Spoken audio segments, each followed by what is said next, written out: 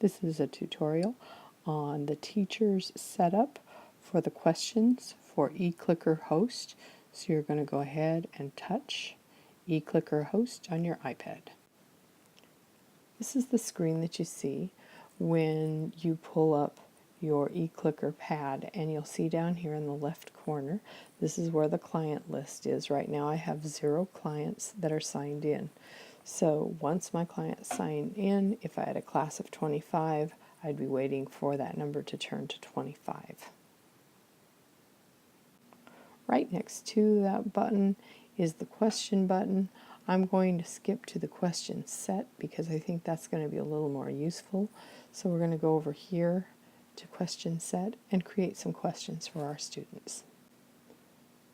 This is the screen that pops up after pushing all question sets. If I want to make new questions, I just go up to the right hand part of the screen where it says new question set and press that. Now if I've already made question sets, they will appear over here and they will be categorized. So if I was making questions on plate tectonic theory, it might have that title, and I can replay them for every period that day by just merely touching on the screen. Right in the title box, you're going to type in whatever title of the question set you would like. If it's polygons, put in polygons. Right here for subject, your math. Right down here for the tags, if you only wanted it for periods 1, 3, and 6, you would put tags on that, and then save. Press save. Type your question into this box.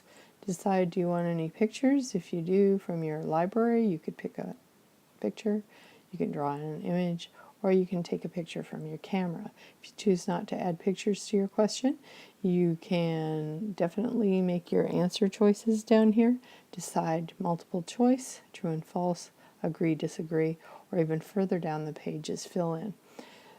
Up here, you're going to push save when you're done. I'm going to choose for this choice true and false, then I'm going to press save. Before I push save, I want my students to be able to see the correct answer so they have immediate feedback. So I press on the letter, I tap the letter, and it will select the correct answer. So when the students actually see the answer after the last person has answered their question, they will see a check mark appear by their correct answer to have immediate feedback. If the answer that I selected was not correct, instead I wanted B instead of A to be the correct answer, I would then come over to the right hand side and swipe the letter choice, and delete would show up, and so then I could change my answer, and then I would press save.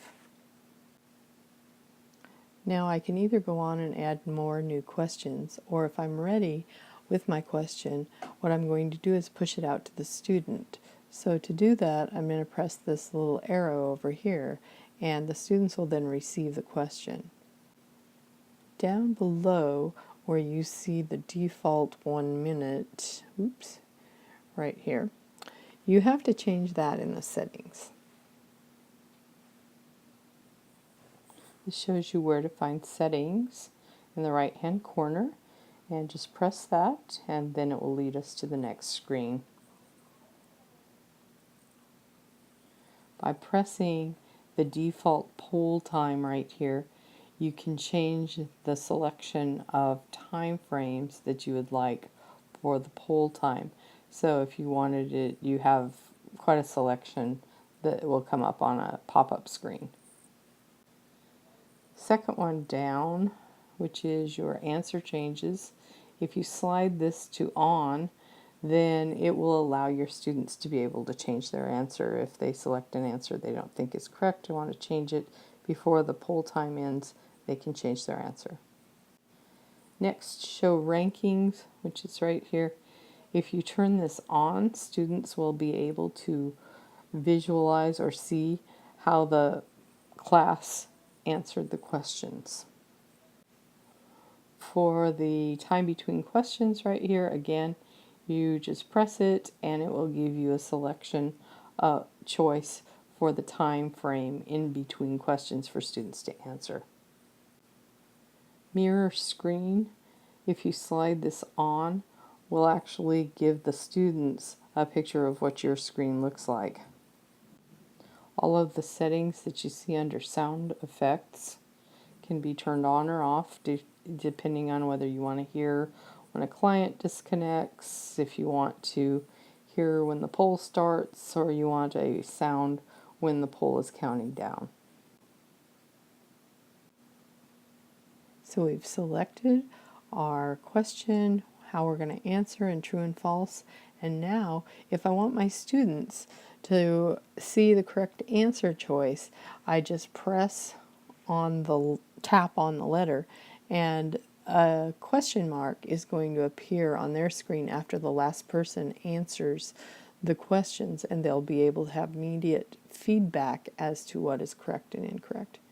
And then if there were a mistake, I'll show you on the next screen what you would do, and press save.